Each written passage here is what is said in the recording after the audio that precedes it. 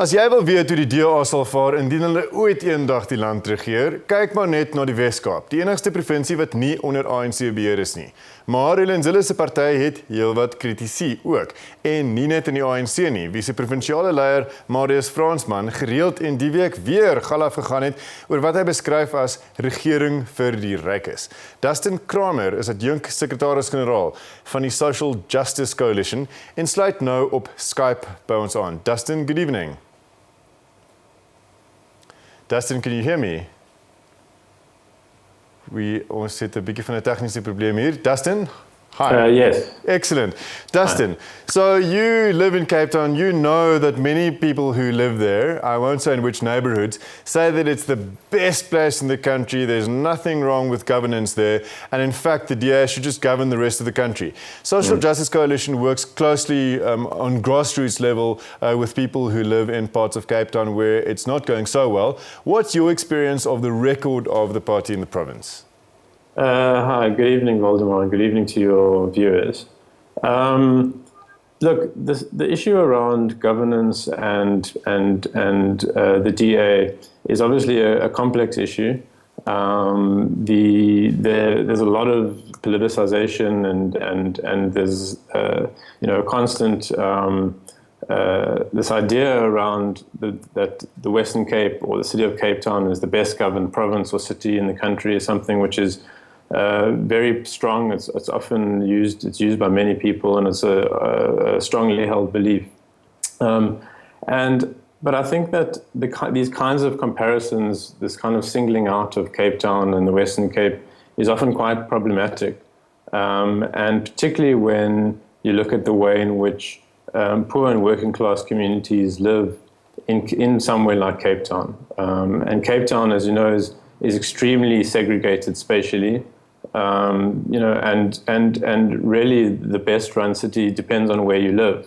And if you live in the city center, if you live in predominantly middle class suburbs, which are largely white, then I think that the quality of life and your experience of life is very good. Dustin, but I think that's probably one of the reasons why residents of Cape Town were again so surprised last week when Seskona, this group that represents the interests of some working class people at least in Cape Town, looted shops and staged an angry protest against the Western Cape government, saying, among other things, and Marius Fransman also echoed this recently from the ANC, that resources are distributed in a way which is fundamentally unfair and more unfair, as implausible as this may sound, than in the rest of the country, even though unemployment in the Western Cape is lower. What do you make of Seskona's accusations against the government?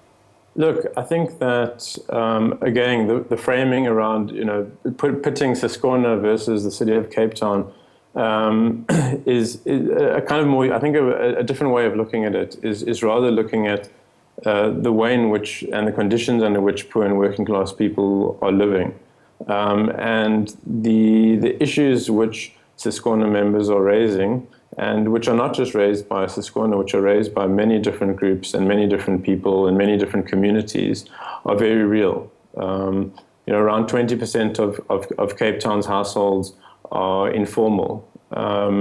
And about 140,000 households live in informal settlements in Cape Town. And so it's quite a large percentage of the city which lives in informal settlements and informal housing. And so the kinds of experiences, the kinds of indignity and insecurity and the way that people live is very, very serious.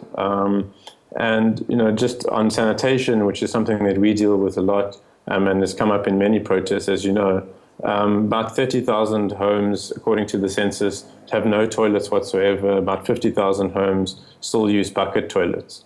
And so it's a very serious issue, and certainly for the SJC and for SJC members, we've been saying for a long time that it's really a crisis that's facing communities in informal settlements in Cape Town. Dustin, are you finding a sympathetic ear when you go to authorities there and talk about these problems?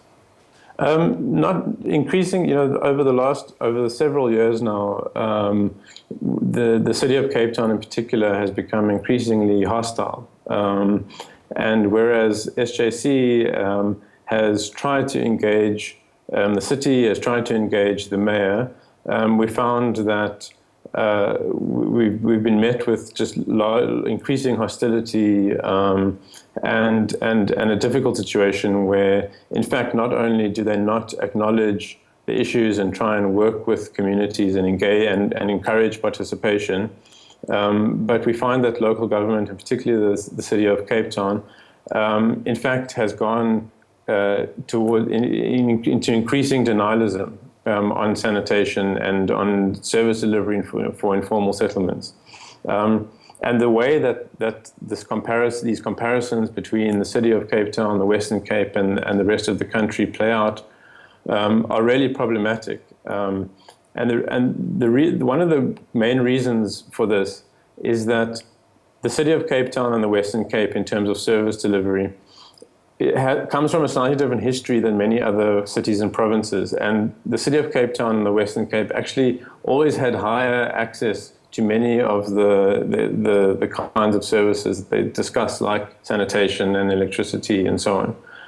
And so whilst the DA will often say that they'll often just make a direct comparison between the city of Cape Town has this percentage access and the city of Joburg or other cities or Bloemfontein and so on have this percentage of it, which is far lower. In fact, Cape Town always had a higher percentage access before the DA came to power. So it's you're not saying actually about the current administration. It's just too easy for Cape Town, in other words, to be better than the rest? Well, in a way, it's always been a bit higher. And so that argument about being better than the rest is it's not an argument in terms of governance.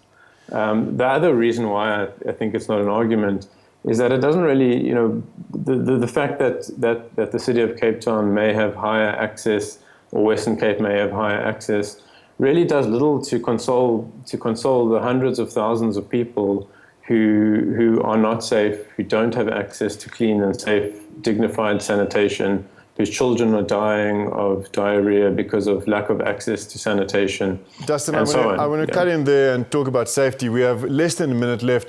Last year, the O'Regan-Piccoli Commission and the SJC was involved in, pushing for this to be set up, looked at policing in areas of Cape Town and found that there were too many resources devoted to police stations in more wealthy areas. Has there been any progress here, just as we close, in the quality of policing in really poor parts of Cape Town? Well, we certainly have seen the police, SAPS, particularly in kykNET, where the commission took place, has really been engaging with communities very productively, and they've really taken the initiative, particularly at station level and cluster level, to begin the long process of implementing the recommendations of the commission. But the issue of resource allocation is a very, very serious one, and one which the Commission found to be one of the most serious things that needed to be dealt with very urgently. And this has national implications, and certainly the national minister needs to take quite decisive action so that this kind of resource allocation, which is common across the country, can be dealt with. Dustin, this was but a quick and critical snapshot. Thank you very much for joining us on Insig. Dit was Dustin Kramer van die Social Justice Coalition.